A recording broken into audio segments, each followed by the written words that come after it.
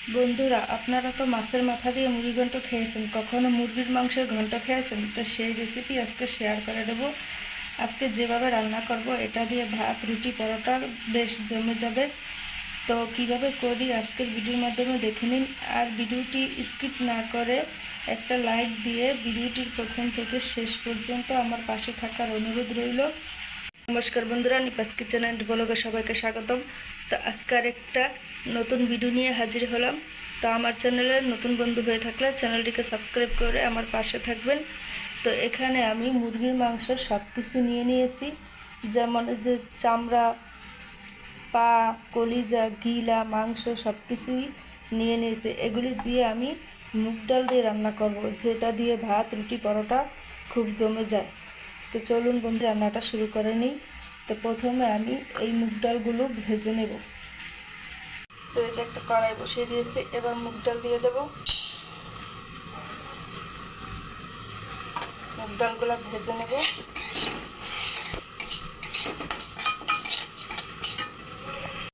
এই যে বন্ধুরা, ডালটা আমার খুব সুন্দর করে ভাজা হয়ে গেছে। তো এবার আমি নামিয়ে নেব।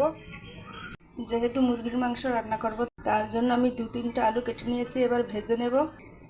সরিষার তেল দিয়ে দিলাম, অল্প পরিমাণে লবণ, হলুদ গুঁড়ো। এবার আলুটাকে লাল লাল করে ভেজে নেব।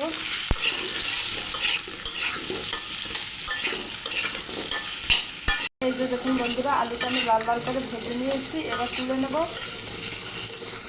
আর একটু তেল দিয়ে দেব। খুব বেশি তেল দেওয়ার দরকার নেই, কারণ মাংসের মধ্যেই তেল আছে। তেজপাতা, দারচিনি, এলাচ, গোটা জিরা। তো এই যে বন্ধুরা, ফোড়নটা ভাজা হয়ে গেছে। এবার পেঁয়াজ কুচি দিয়ে দেব।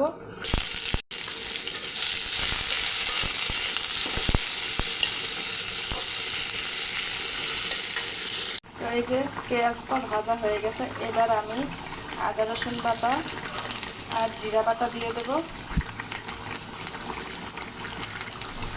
মশলাটা মিশিয়ে নেব।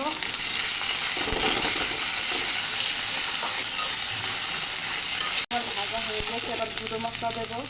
হলুদ গুঁড়ো, মরিচ গুঁড়ো, ধনিয়া গুঁড়ো,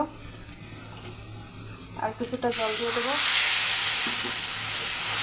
এবার মশলাটা আমি ভালো করে কষিয়ে নেব।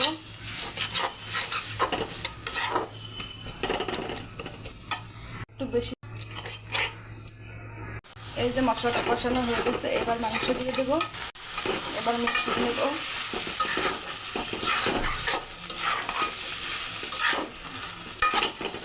এবার পরিমাণ মতো লবণ দিয়ে দেব। বন্ধুরা, আপনারা একবার এভাবে খেয়ে দেখবেন, দারুণ হয় খেতে। তখন কিন্তু আমি তেলটা কম দিয়ে দিয়েছি। কষানোর পর দেখবেন কতটা তেল বের হয়ে যায়।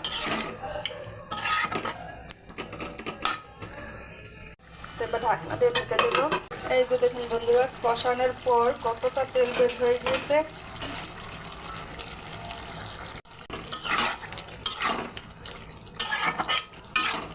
আর এগুলো কিন্তু শক্ত মুরগির পা, চামড়া, মাংস সব কিছু। যেহেতু এগুলো শক্ত, তো আমি আরও কিছুক্ষণ এগুলি কষিয়ে নেব, আবার ঢেকে দেব।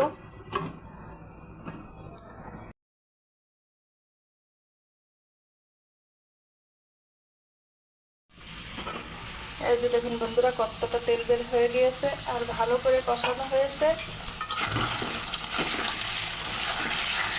দেখুন কত সুন্দর কষানোটা হয়েছে। এখনই কিন্তু লোভনীয় দেখাচ্ছে। তো এবার আমি ভেজে রাখা মুগ ডাল দিয়ে দেবো।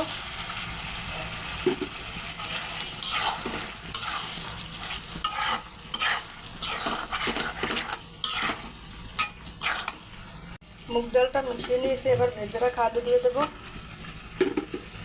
এবার আলু আর মুগ ডাল ভালো করে কষিয়ে নেব মাংসের সাথে।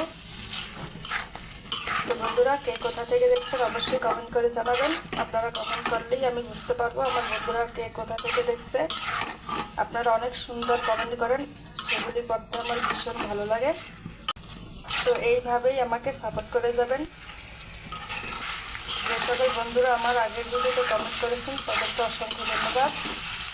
এইভাবে আমার পাশে থাকার জন্য, আমাকে সাপোর্ট করার জন্য।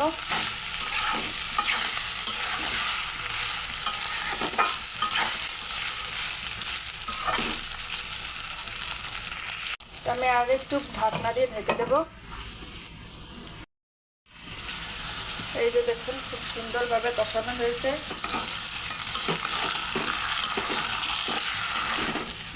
দারুণ সুন্দর একটা গন্ধ বের হয়ে গিয়েছে। আপনারা যখন করবেন তখনই বুঝতে পারবেন। এবার গরম জল দিয়ে দেব।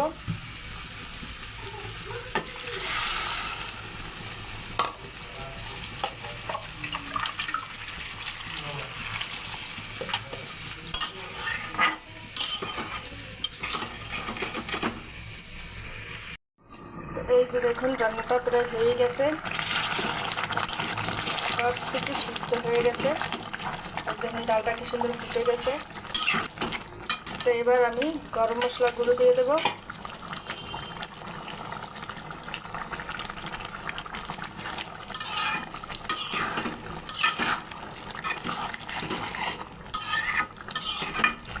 তো আজকের রেসিপিটা কেমন হলো অবশ্যই কমেন্ট করে জানাবেন।